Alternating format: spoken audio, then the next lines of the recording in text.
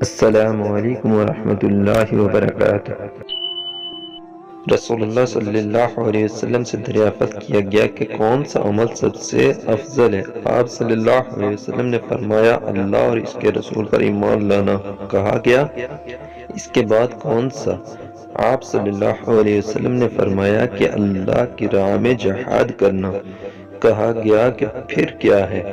آپ صلی اللہ علیہ وسلم نے فرمایا حج مبرور۔